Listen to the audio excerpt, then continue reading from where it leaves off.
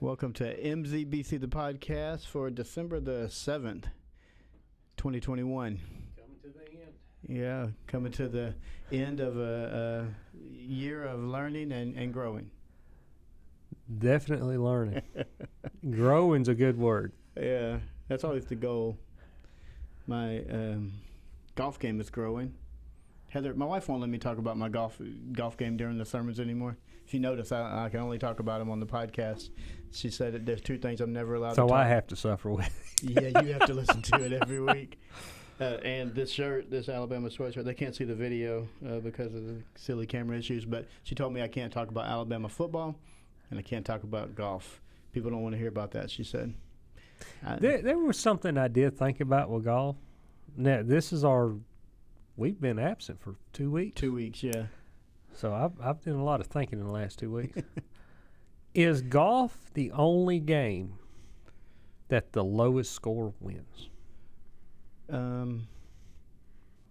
Because to me, all the other games, you want the highest score to win. Yeah. Isn't Uno? Don't you want to have a low score in Uno? Because when someone goes out, everyone else adds up all their cards, and you don't want to be the first one to get to like 500 or something. Because you're right, because dominoes. Don't try to justify golf. Go Stop trying to justify. There's no justifying golf. It's a great sport. The most challenging thing I do in my life, other than try to be a good God-honoring person, is golf. It's just hard, and I keep going back. It's torture. Golf is something that costs you money, and it's frustrating. It doesn't make any sense. Mm-hmm. Normally, if you do something that frustrates you, you wouldn't spend your money on it. But you have like that one good shot or one good time, and then it's like going back. What makes it hard? I mean, for what you. Makes it hard? Because there's so many moving parts, like the club, your hands, your body. The ball just sits there, and you think like it's just there. Just hit it out there.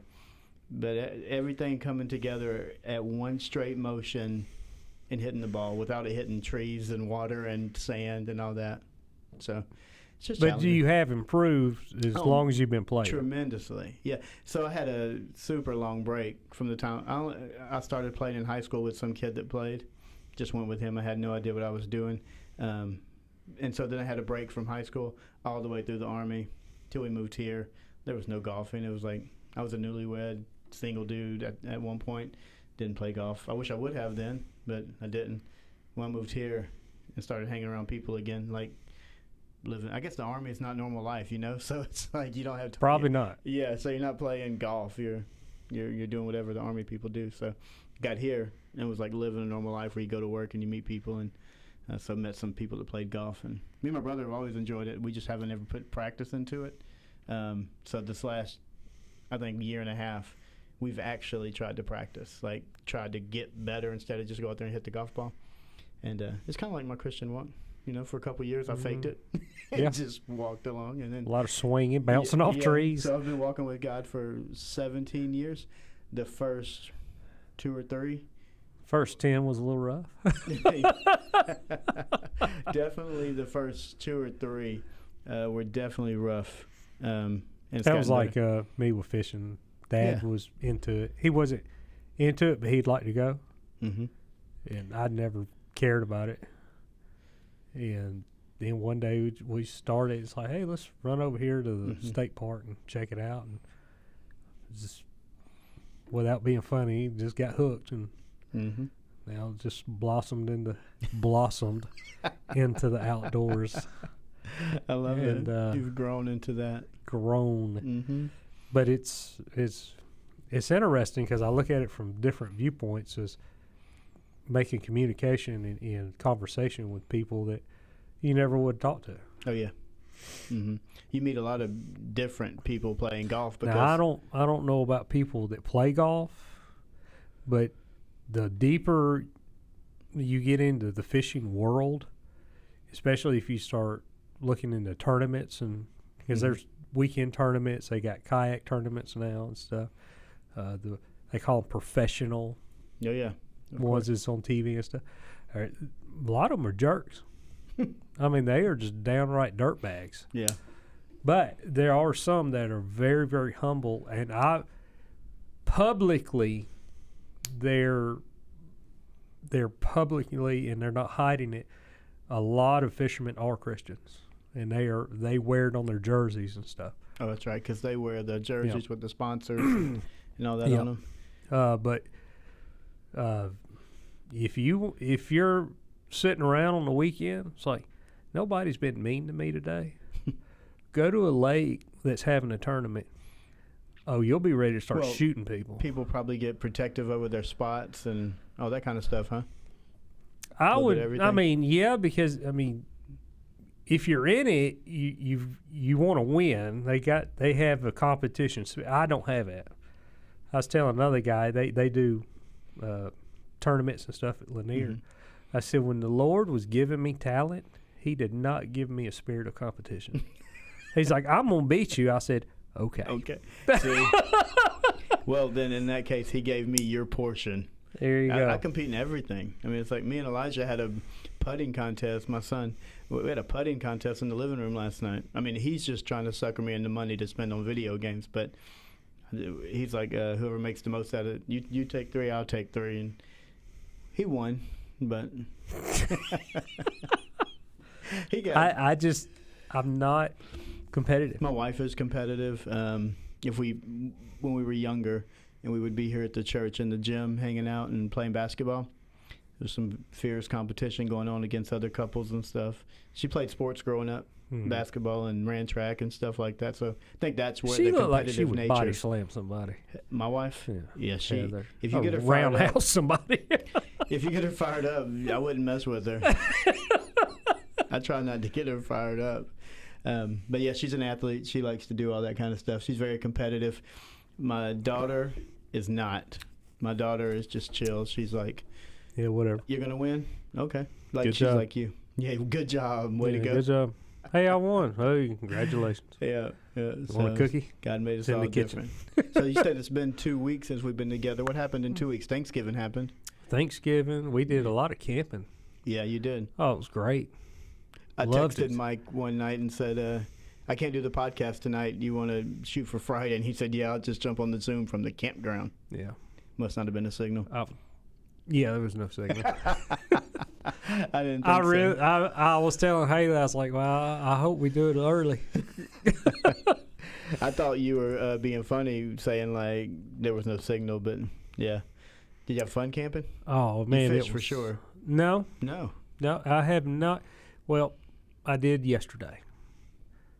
I haven't been fishing at all. So when you camped, what'd y'all do? Just hung out? The weekend before Uh-huh. Thanksgiving, we went to Haley's parents. They got some property down in Monticello, so we kind of went down there and we just camped out in the truck. You know, with our truck tent You got a that nice you setup saw. on the back of the truck now. Yeah. Oh, it worked out great too. Mm-hmm. So we went down on Friday evening. We got down there. We just did Saturday and Sunday and come home. And they actually did the family Thanksgiving thing that Sunday. A little early, since you guys are already together. Yeah, and actually a lot of the kids showed up. Are y'all a fried turkey family or? I don't remember what we ate, to be honest with you. It was a good time then. It was. Now, Saturday, it was just Rick and Tammy, Haley's parents. Yeah. And then Haley, Levi, and myself. And me and Rick got the chainsaws out, and we started dropping trees. Did it need to happen, or was it just like a fun He thing wanted to it. do? Yeah, Oh, he okay. wanted it. They're clearing it out for a house. That's a manly thing to do. That'll make you feel like. Well, he's got a skid steer and a grappler, and I mean we had there's a lot of blazing going on. You're speaking a different language to me. A skid steer. It's like a bobcat. Oh, like a bobcat. Okay. Yeah. And They're what called else did you skid say? steers, but And you said something else. A Wrangler. You said a fire. skid- I mean the skid steer. But you said something else after the skid steer. You said a skid steer and a. Thought you said something else right after Oh, that. chainsaws. Oh, well, I heard that part. yeah. Anyways, I I don't love getting chainsaws out. Just if the tree needs to come down, there's no better Oh, feeling than we dropped 8 trees that day. there's no better feeling than when you make that last little incision and it starts coming down. Rick stayed on the skid steer the whole time. And he had a grappler. Oh yeah, On nice. Instead of a buck, he could grab it and drag it around, We ended up cutting 8 trees down. That's a lot of trees. Is it pine trees or is it? We actually cut 2 hardwoods down that he said that we could have. The rest of them were pine trees. Yeah. And I mean, these were some beast of a pine. I mean, when that thing hit the ground, it was just like, boom. Yeah. It was like, man, this is awesome. Don't think bad burning pine, it smokes so much. If you get hot enough, it won't. If you incinerate it to where it's we had a fire, dude. As big as a service truck. Nice. Yeah. So that was that stuff that me and Rick, we had fun. Yeah. And Rick, Haley and Tammy and Levi, they hit the road and went to the store and whatnot and did women things. That's awesome. It's a good time. It was great. And then, but was it Saturday morning or Sunday morning? We woke up, it was 30 degrees outside. And you were in the back of the truck. Yeah. Oh, we had a heating blanket. A heating blanket. Yeah, we had backed up out by the fire. How did it get powered? You plugged it up to a generator. Converter? Oh, a generator. Yeah, I took a generator. Oh, so you're glamping. You're glamorous camping. We are prepared. Okay. That's good. We are prepared. Is it a quiet generator? Yeah. Oh, okay. Yeah, you can't even hear it. So it's not a brrr, just out there running on it? It's one of the Hondas. Oh, yeah. Honda EUs. We had it so right you outside. just plug your little electric blanket up into it? Nice. Yep. But Saturday night, I backed the truck out by that big fire. I mean, it burned all night. Yeah. It wasn't blazing, but it burned all night. And we heard coyotes. And that's awesome. It was great. And then, what was it? Monday, Tuesday, and Wednesday, we worked. And then Thursday, Thanksgiving we actually went to South Georgia and camped. And to be a Georgia State Park, that park is awesome. What's the name of it? It's called General Coffee State Park in Coffee County. Okay. And it's literally right outside of Douglas, Georgia. It's a little bitty town. It's not bad. They had a Tractor Supply and a Lowe's and Walmart and Creature Comforts. Mm-hmm. And it's 1,500 acres. And we get there and we're checking in, and the lady that's checking us in, I think she had too much coffee. Because, I mean, she was loud and just... I'm looking at Haley. I was like, I hope you understand what she's telling us. And she goes, yeah, here, and here. Here's a little lake and this and the blah, blah, blah, blah, blah, blah, blah. You go 3 miles straight back because we got the primitive camping. Okay. And they told us the primitive camping sites, there's 2 of them, are usually for big groups. Boy Scouts, family reunions. So we're going back there and back. Okay, well, here's all the campers, the campers, and keep going back, go through another gate, and then it's like nothing. And then we go through another gate, and I mean, it's just nothing. It's trees, but it's really scattered. And we get to a dead end. It's like, all right, well, where is it? Well, then we come back out, and it's just a sand road because we're so far south, it's all sand, and it just goes that way. I was like, well, maybe it's that way. So we drove down this sand road, and sure enough, the only thing that was there was a 3-sided shelter with a roof. I guess in case a hailstorm or something come up, you could get in that. There was actually a porta-john back there and water. And there was a fire ring and then 2 picnic tables. And that was it. And you rolled up and threw your TVs up, plugged them into the generator? No, sir, no TVs. Getting ready to watch college football? Yeah. That's fun. But this time we took the big tent. Okay. We got a big canvas tent. Oh, okay. Huge tent. And we set the tent up, and, we took our generators, but we cooked over the fire. And on the way down, I was like, well, I don't have time to cut up wood to take, so I'm sure we'll run into Bubba down there that's got firewood for sale.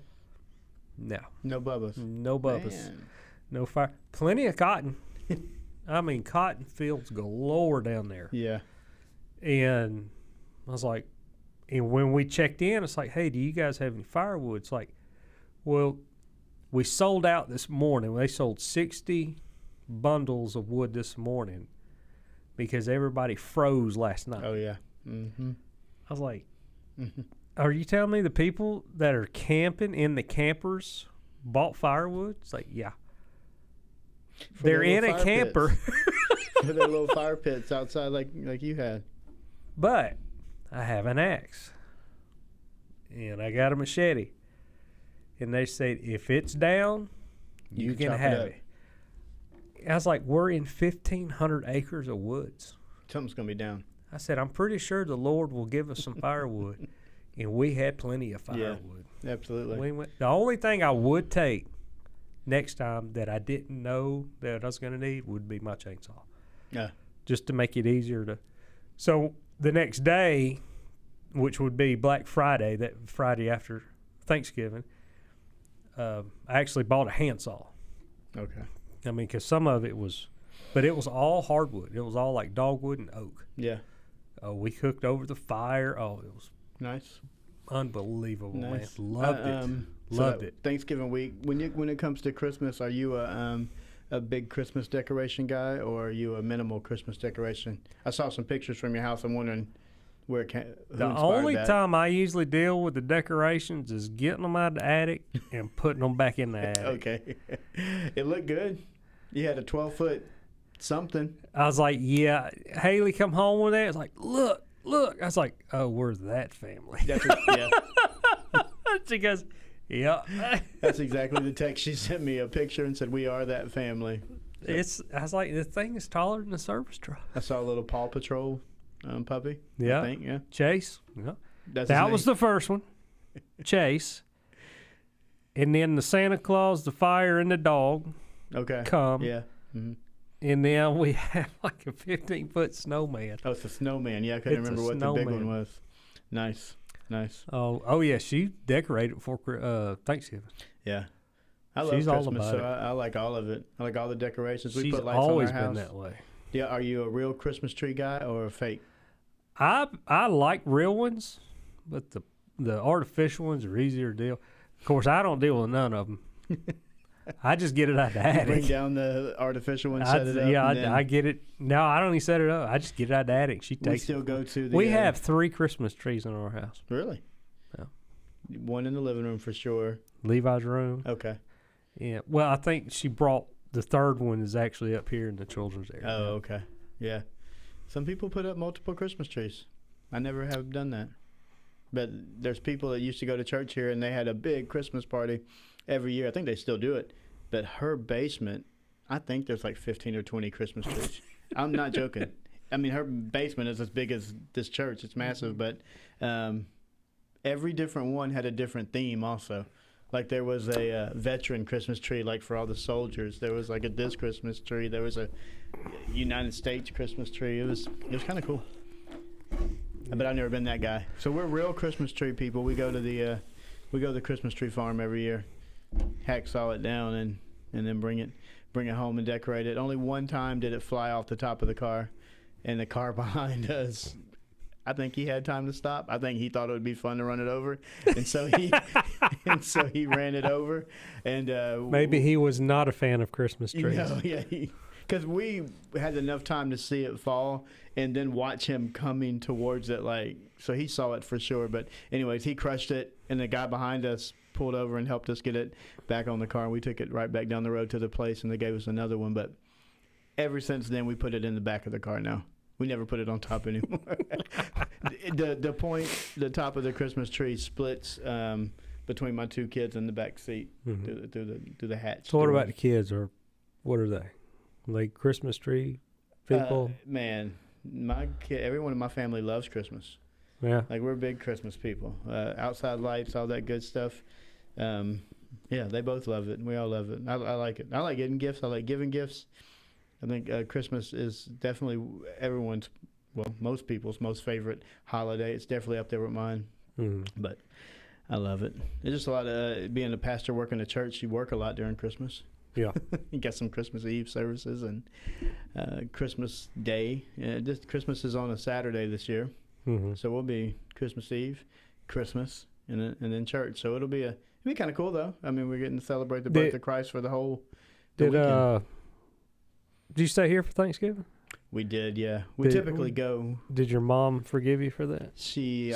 I think she's forgiven me so far. I think we had a conversation about that. We have talked on the telephone since then, so that's a good sign. She's still talking to you? Yeah, she's still talking to me. And I sent her a picture the other night of her presents wrapped and about to be mailed off to her, and she sent me a little thumbs up thing. So, yeah, we're in good communication. Olivia, my daughter's team, they did win their next game. They just lost last weekend. It was really sad. They lost like 48-45 in double overtime or something. It was like a really good game. So their football season's finally over, but because of that, we had to stay home. I thought we was talking about mom, and all of a sudden you're talking about football? Well, that's the reason we couldn't go to my mom's. That was the reason. That's right. Of playoffs, so if it wouldn't have been for the playoffs, we would have definitely went. My brother went. They fry a turkey, do the whole thing, all that good stuff. Yeah, I missed out on that this year. But we were here. But one cool thing we did get to do here at church, though, is we serve over 80 different families meals.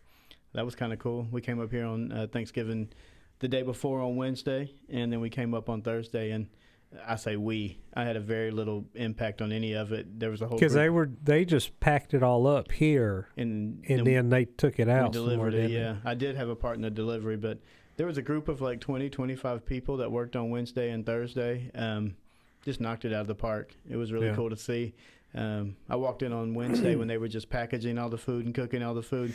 And it was just really cool to see all the different ages, the different people, guys, girls, old, young. It was just really nice to see coming together and getting to serve like that. Mm-hmm. And then Thursday we came and delivered them. And, people are so thankful and you're there like, I didn't do it. God let us do it. So it was a really cool experience. Anytime God lets you do something for somebody else, it's just cool. And give him the credit for it. So hopefully he keeps blessing us because of that. And then the corner cell closing. How great is that? Man, it's something that is just amazing. Been what? I know years. Over 10 years. Yeah, the academy closed in 09, 08, 09. And ever since then, been under, I want to say there were 6 or 7 different contracts on the corner.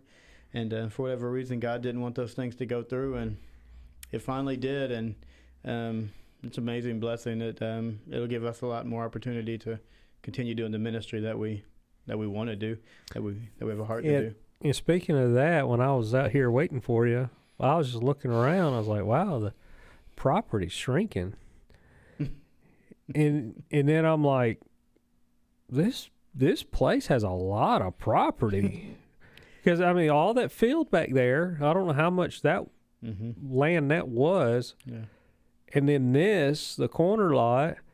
But look at all you still have left. I was like, massive. There's land, a lot of land here. Yeah, and until you just see it, I guess, like I did tonight, just realize I was like, there's a lot of property, especially right here on this corner, and they're about to widen the road, and it's like. Wow, it's a lot of property. It's a big spot that God has blessed people with way before you and I ever at Mount Zion. This corner, I can only imagine because what I hear just from stories from people and people reliving the past is like the mid-'90s, this Jonesboro, Morrow area was the place to be. It was like the area, and so to have a corner like this with, you're right, I don't know, the other campus was maybe 20 acres. This is like another 40, 30 something, and that one on the corner that we just got rid of was only like 1 point something, so it's not really that much. But just to have it all is just amazing. It's just so valuable, and God just has preserved it here. It's got that lake, and it's just so beautiful. I was talking about that Sunday preaching. When you get out into nature, whether it's, I was saying playing golf, and the place where I was really nice, but you at the campgrounds, and if it was a primitive place, it was probably amazing and beautiful and God's we creation. Heard owls. Yeah. We had deer literally just almost walk right up to us. Yeah. I was like, this is it. Yeah. This is where we need to be. You walk around here, and we're 15 minutes south of downtown Atlanta, and you wouldn't think you can just walk around, and there's so many trails and, animals and deer. And it's a beautiful place. I guess that's why we like this area. I don't know. It's just, it's good. And God has been working out some really cool things. I thought it was really not just happenstance, that it just happened that I was preaching on God's faithfulness on Sunday the week after he allowed the closing to happen. It was just kind of, okay, God, I saw. I mean, you got to say that's God, right? Like if we say everything else, God knows everything that's going to happen, exactly when it's going to happen. He knew your whole life before you were even created in your mother's womb. And so when things like that happen, you're like, I know it really just seems like random and it could have happened at any time, but this was the exact time God wanted it to happen, and I have no idea why. I'm thankful, and we've learned a lot for 10 years. I think everyone has, from top to bottom, from even new people coming in now and just learning of where we are as a church and what we're trying to do. It all helps us see God's hand working and in us and through us, and for me, it's encouraging, I guess, is what I feel. Encouragement, seeing those buildings. I said Sunday. It's got to be a huge relief, too. Yeah, no doubt. I said once we start seeing these buildings be tore down and a new complex come up, it will be bittersweet, because it was such a huge thing in the community for 30 years or whatever, and we have church members here that are still affiliated with that and know that and have lived through it and worked there and have seen it from the beginning to end, and so that's going to hurt a little, but still, in seeing that, you see God working. And but if they put like a Dunkin' Donuts there, they'll forget all about it. Say again? Oh, they are, yeah. If they put a Dunkin' Donuts there, they'll forget all about that old building. First time they can run through and get a frappe or whatever they have, caramel macchiato, they'll be like, oh, yeah, what building? What are you talking about? I was like, what? Can I get some blueberry munchkins? I'm all good, yeah. So that will be a temptation, honestly. That's going to be a temptation, because if Dunkin' Donuts, and I do think it is Dunkin' Donuts, is one of the places going in there. Is it? Yeah. It's going to be hard to not go there every day. And I'm pretty good about not going. They sell breakfast, too? They sell everything. Awesome. Yeah. Massive grilled cheese you should get one day for lunch if you're ever bored, just to try it. Get some bacon. Yeah, I got a lot of days I'm bored. Well, I mean, some days you are. You go fishing. You got to be bored. I actually had to. I thought you would say something about golf there, but it's okay. Sometimes I have to. I have to talk myself into going. But it's not the fishing part. It's like if I'm waiting where I want to wait, I was like, man, I'm going to have to walk way back there and walk, this. Yesterday, I took yesterday off from work, because Saturday we was tied up all day. Sunday, you wanted to drag that meeting out till 5 o'clock. And the joy. It's like, oh, yeah, you guys were on fire. Now y'all just went. It's like, yeah, that means we're over it. I've definitely felt that. So yesterday, I told Haley, I said, I ain't doing it today. And I did good. I really did at first. They left. She went to work, took him to school. And I watched some YouTube videos. I didn't do anything. I sat on the couch. I ate. I walked outside. I went up store, got me a Red Bull, come back. And because I knew it was going to rain yesterday. And about 11 o'clock, it hit me. It's like, I got to go. Because I was sitting on the couch. I was like, I'm about to go to sleep. I have not sat on the couch more than I did yesterday in like weeks. Usually I sit there in the morning and put my boots on, and I won't sit back on the couch till the next morning. Putting your boots back on. Putting my boots back on, or take them off at evening. Yeah. I was like, man, I got to go. It was just like that pull. It's like, all right, I'm going to get out of here for that storm. And I looked, I was like, okay, it's up in Rome. I got some time. Yeah. And went there, but I kind of planned it. I was like, I'm going to put it in here, and then by the time I get down to this spot, I'll be right at the walking trail, and I can walk right back to the truck in case the storm comes in and catches me. And you make it? So I planned it, and I was at one spot, and Haley calls. She usually calls at lunchtime. And literally, as soon as I hung up, not even 5 minutes later, just a big roll of thunder come through. But, not just a quick, it was one of them rolling thunders. It was almost a minute. I was like, yeah, I better pick up the pace here. And I fished and fished. I was like, all right, I'll get right here, and I can just walk right across up to the bank, and because I'll be under all the trees all the way back. But I took my raincoat. Mm-hmm. I'm in my waders. I'm not afraid to get wet. I'll float. You're prepared, like you said earlier. I'm prepared. You're a prepared kind of guy. And that's why you always have a machete in your truck. Yeah, and an axe now. And an axe. And a handsaw. Yeah, that's right. The new addition. I said one of them will take the limb off. And anyway, I got to that last little stretch, and sure enough, it started drizzling. And I looked at the map. I was like, man, that thing is moving fast. Mm-hmm. That storm comes. It was moving quick. And sure enough, I just walked across the river, up the bank. When I got up on top of the bank, I put my raincoat on. And walked all the way back under trees, all the way back to the truck. And as soon as I got in the truck, took my waders off and threw everything in the back and got in the cab, the bottom just fell out of it. That's bad. Timed it perfect. But I kind of had to talk myself into going. But at the same time, it was like, you need to go. Mm-hmm. That's what I do. And so people, I went. There's some person that would hear you say that you have the ability to just say, I'm not doing anything today, and they would be frustrated with you.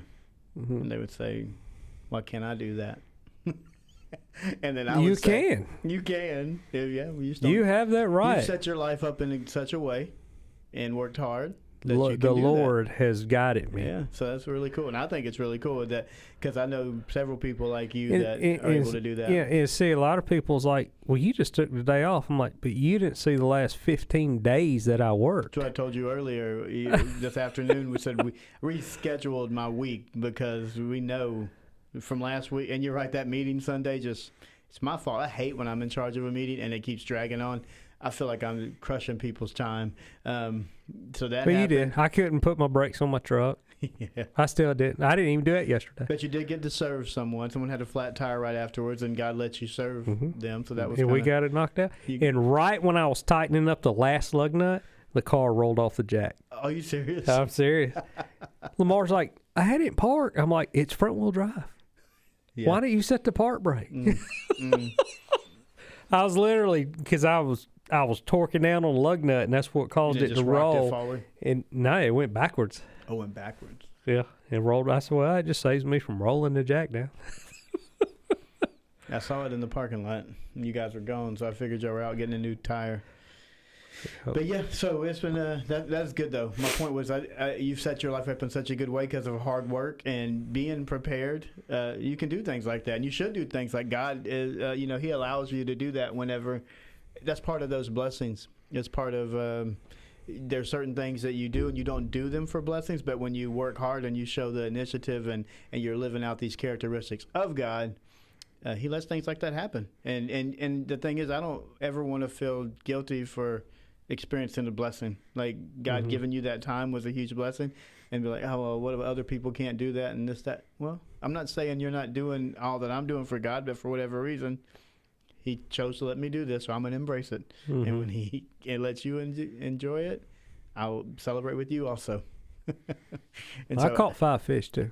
Yeah, that's good. See, it was all around a good day. So you need to come. I saw a couple golf balls. Yeah. I didn't get them. It's like, no, that was in the water. The water's cold.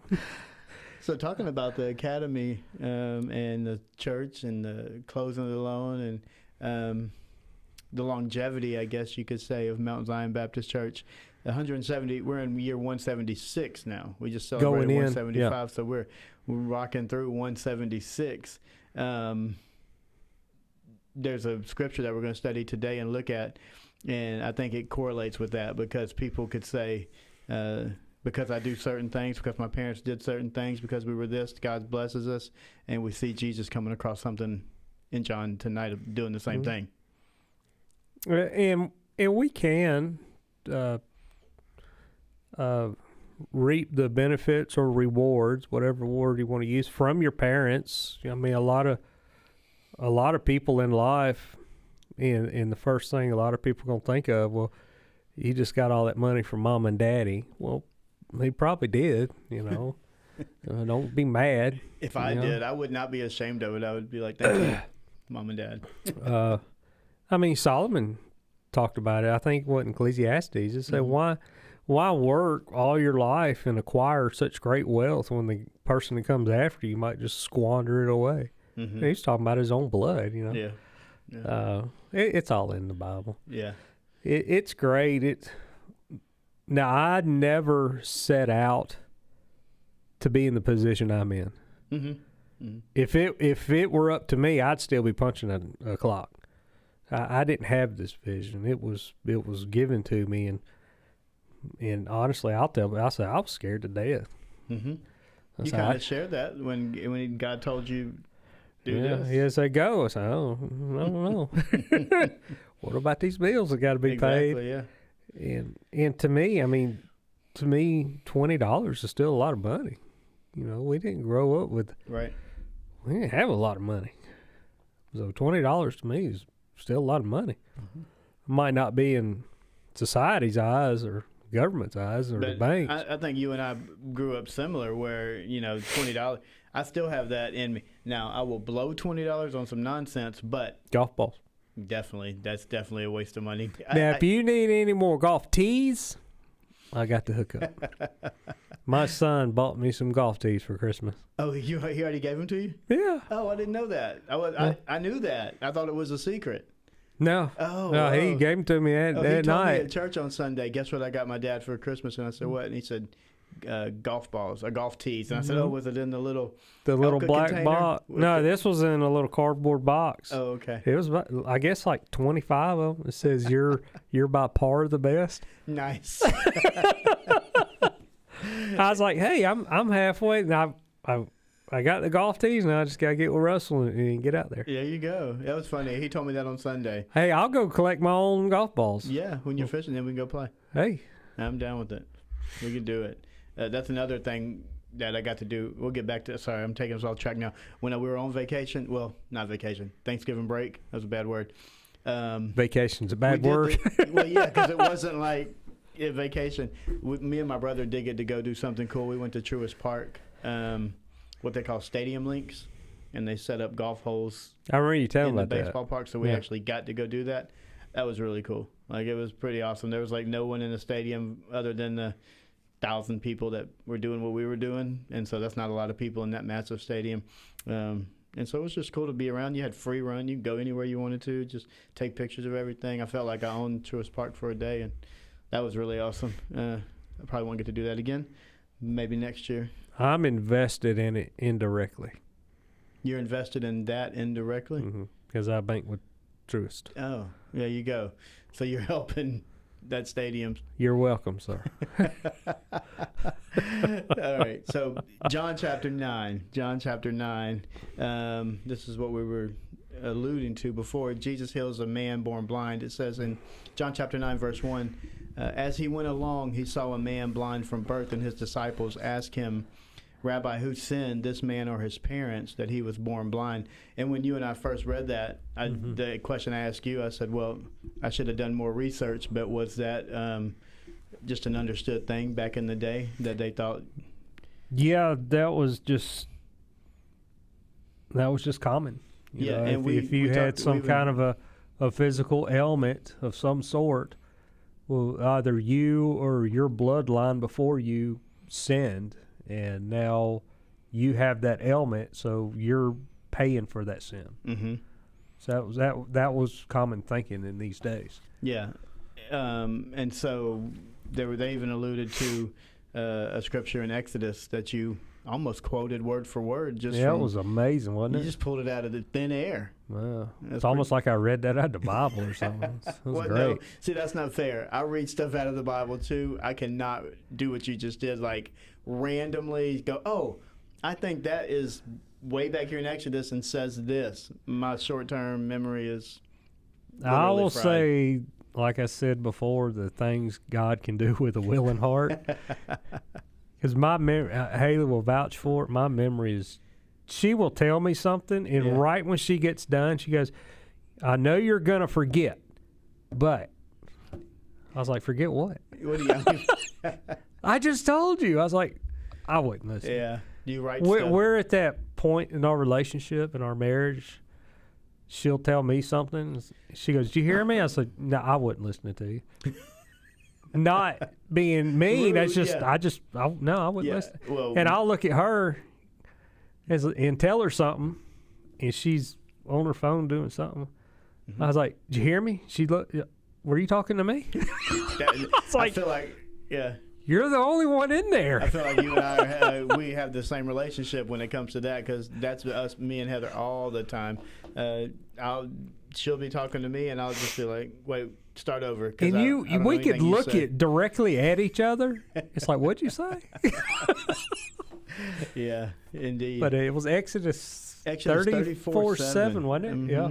Mm-hmm. But that was. And what did it? Do you remember? Can you quote it again, or just get close to it? Because the generational curses is the topic that they were talking about. It said the Lord will bless those who seek Him for 1,000 generations, but those who trespass against Him, He'll curse to the 3rd and 4th generation. Mm-hmm. Yeah. So, I mean, there is something to say about. I wouldn't say it's a generational curse, but there is something to say about the heart that is part of. Like, go back to the example of the family you and I were talking about. Mm-hmm. I'm not. If my parents had a lot of money and passed that down, that would obviously benefit me in a good way, and that would be because of their either it was willingness to work or start a business or be an entrepreneur or look it with forward thinking. And they were kind enough to leave it to and and at the end they said, "This guy's okay. I'm gonna actually leave it." It's like, I know he's my son, but it's the same. It's the same thing if you grew up in a household where people knew God and followed God and taught that down to you. It doesn't save you, but it can get you more on that path to even hearing it'll give you a foundation. Truth. Yeah. And that's kind of what we wanted to do with Levi. Because I told Haley, I was like, we can give him the foundation. We can set that foundation for him. I said, but there will be a day where he's going to make his own decisions. Mm-hmm. And some we'll like, probably most of them we won't like. Mm-hmm. But he can be that prodigal son like you and I were. He'll have the foundation. So teach your kids right, so when they get older, they won't turn to the left or right. They'll come back to it. Mm-hmm. It's always there. Mm-hmm. And as you were talking earlier, God is faithful. If you come back to me, I'll come back to you. Right. And I think I've said before, we didn't grow up going to church, but somewhere along the way, my grandmother and grandfather that I lived with, my mom, dad, someone along the way had somehow instilled in them like virtues and manners, and this is the way you conduct yourself. Now, you and I know that only comes from God, but that kind of good stuff only comes. The good and the truth. Yeah, like trying to be honorable and honest and stuff like that. And so at some point, they were influenced by that, even though we weren't practicing Christians going to church and stuff like that. So those kind of qualities were, I was taught those things. And then when I got older and heard the gospel and understood the gospel, and then those kind of things I get, this is from God and that is from God. And so I'm trying to do the same thing you're trying to do with our children. We're trying to just be the example. I go way out of my way, not out of my way, out of my comfort zone to try to make them see you can get out of your comfort zone and God is still faithful, because there's a lot of things I do that I don't necessarily enjoy. Mm-hmm. I enjoy doing them for God. Let me say it correctly. I wouldn't choose to do it. I wouldn't choose to talk in front of people. I wouldn't choose to be in charge of a group of people or lead, But when God says, do that, okay, I'll do it, because I don't know what my kids are going to be challenged with in their life. And hopefully they can look back and say, my dad went through this and he stuck through it, and God was faithful. More than great. Yeah. So just kind of cool. But it was just interesting to think about these guys, these disciples. As soon as they saw this blind man, the first question they asked was, who has sinned, this man or his parents? Why was he born blind? And just got me thinking in that thought of stuff being passed down. And we'll talk about why that's not true in a minute, like why for the person of God that understands salvation and understands a personal relationship with Jesus, how you can, if they want to call it a generational curse, how you can break a generational curse. We can talk about that in a second. But so it says, Jesus immediately answers them and says, neither this man nor his parents sinned said Jesus, but this happened so that the works of God might be displayed in him. As long as it is day, we must do the works of him who sent me. Night is coming when no one can work. While I'm in the world, I am the light of the world.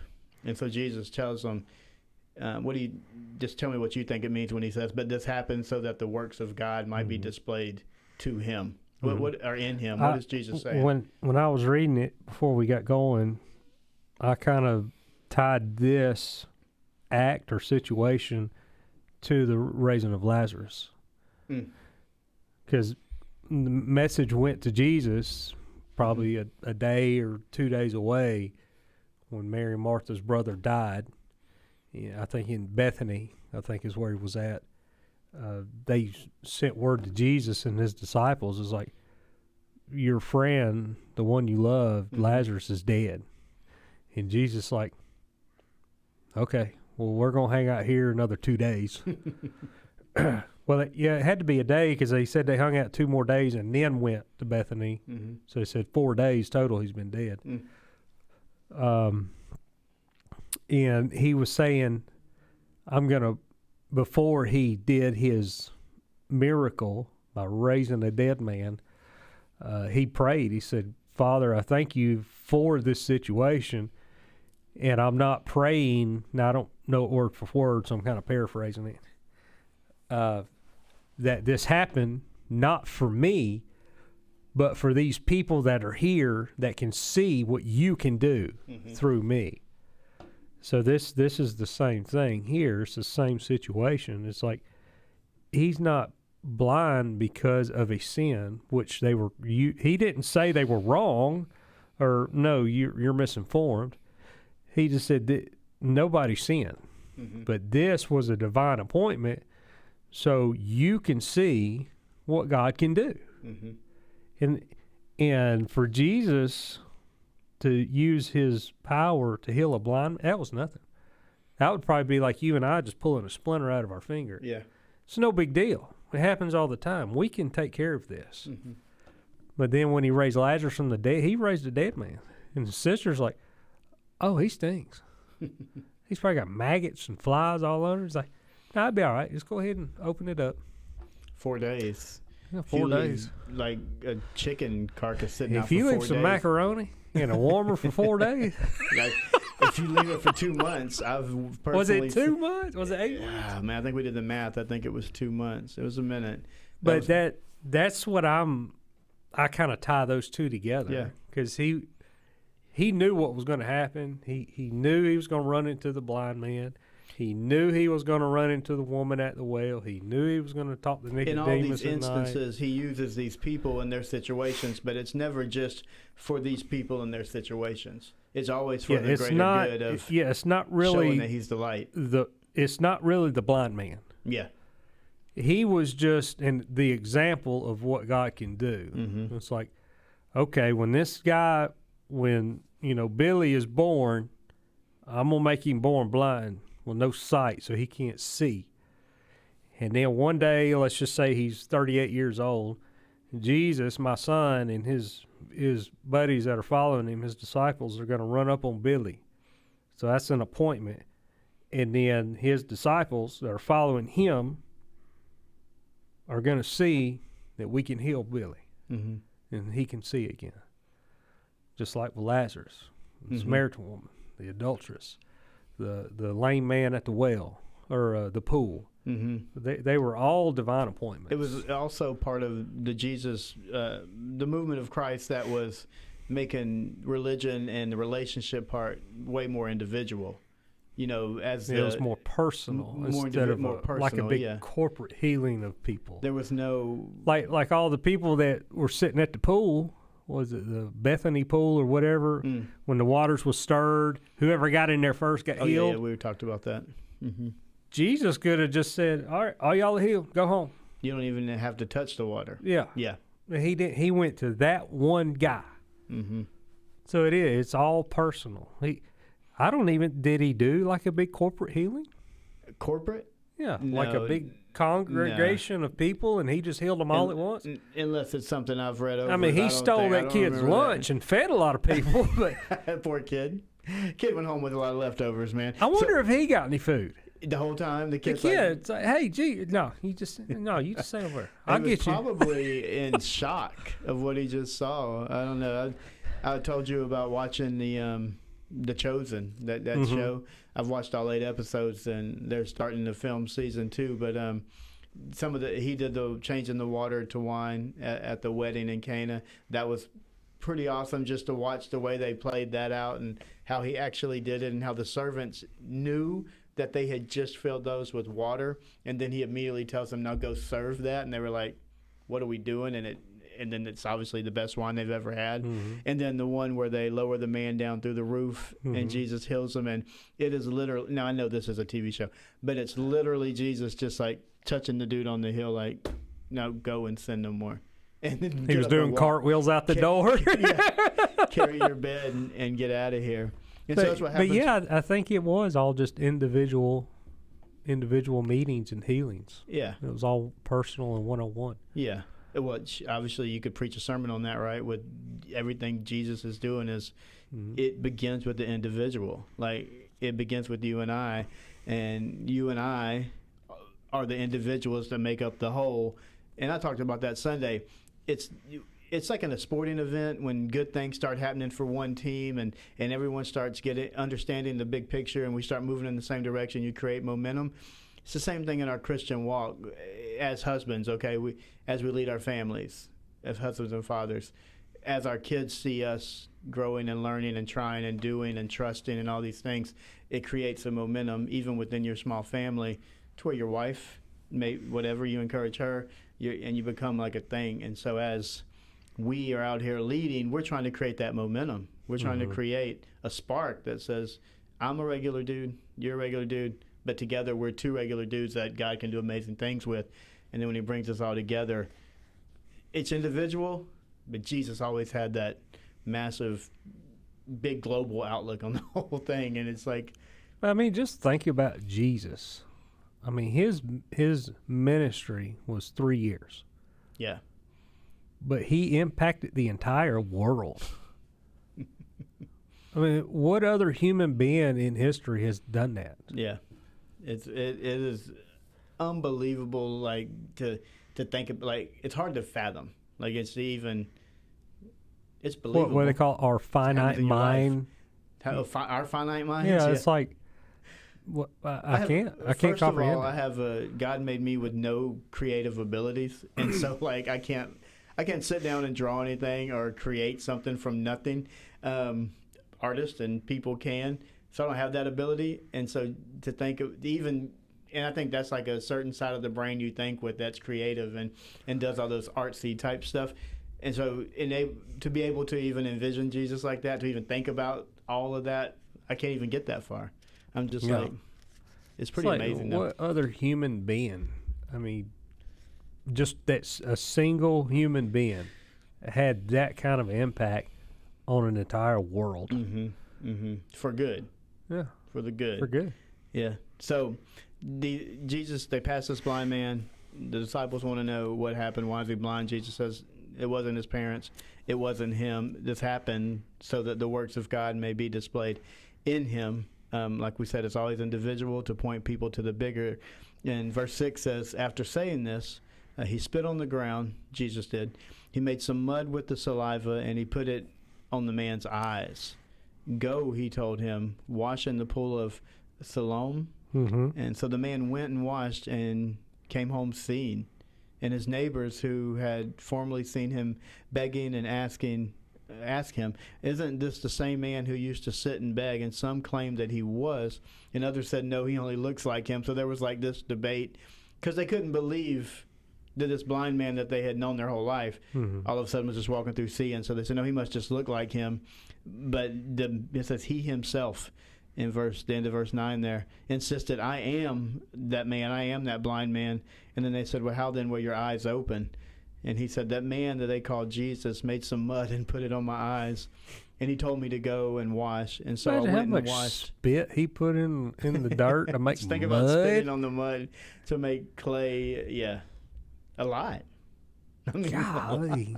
Hey, when he went through Samaria, he was thirsty, but here he had too much. He said, I got to get this stuff out.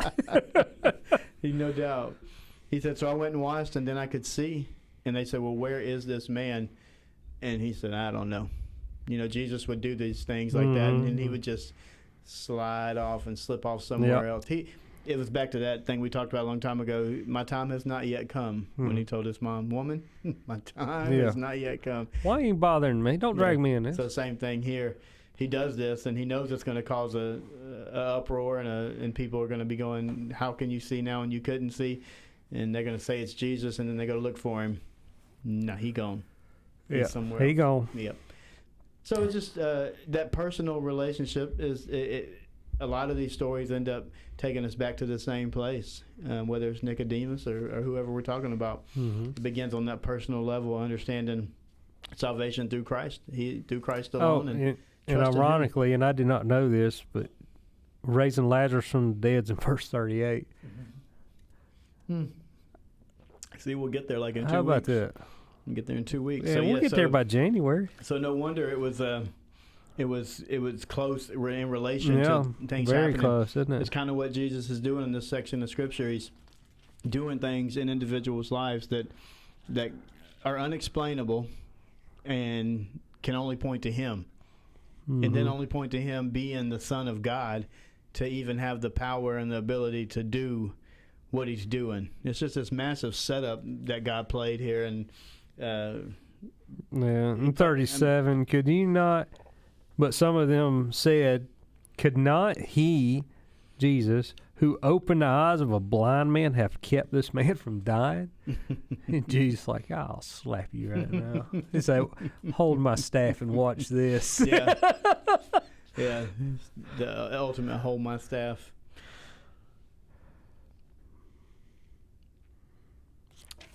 But that's what so many things with Jesus. Wait, did I accident?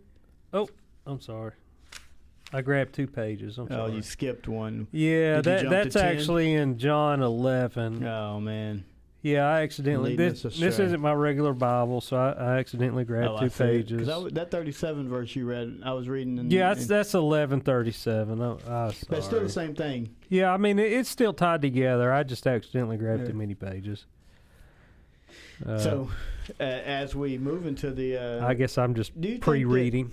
Pre-Christian life, were you more aware of Jesus during the holidays? Or was that like a... Because I think back on my childhood, and Santa Claus was really big, but I don't remember Jesus being a part of the holidays. I mean, I think at some point I knew that's what it was. But what about you? That's just a random question, I know, but do you remember? I knew there was get-togethers and like lighting the Christmas trees and whatnot like that, and singing the songs. It just, I guess it didn't affect me then like it does now. Yeah. Because I have a whole different out view on Christmas now, and like my buddy from Texas, when he finally got saved, and he texted me one Christmas after he called and let me know he got baptized. And I texted him back as in, now Christmas has a whole new meaning to you. I said, it's not about, kind of like the Grinch Who Stole Christmas. Yeah. The cartoon, it was all about shopping and sales and stuff. And there was the little girl, Mary Lou Who, I think's her name. Cindy Lou Who. Cindy Lou Who. I said, no, there's got to be something more than just shopping. Yeah.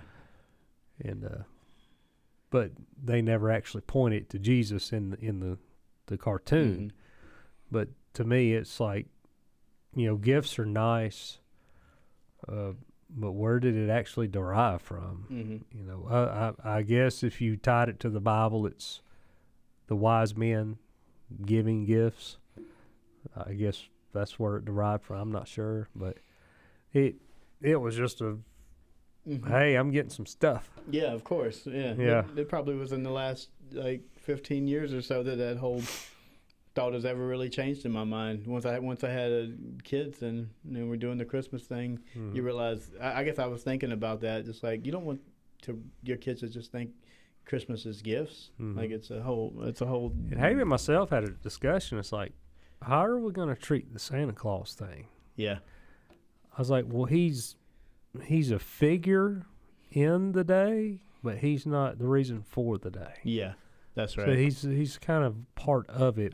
That's all we did. And people, Yeah. I mean, honestly, people make a big deal about that. And I don't know if you're really, what's the word, conservative. You would be against Santa and making sure that your kids knew Jesus, and my kids know, and I do make sure. But I mean, they're at the age now where I don't think Santa plays into it anymore. But we never. It's like if you see somebody coming down the chimney where we live, get the gun. Sometimes I think as parents we make big deals out of things that kids never think twice about. Yeah. You know, and so that's probably one of those things where you ask a kid about Santa or Jesus, and they'll know the difference in both. And adults have messed it up. So.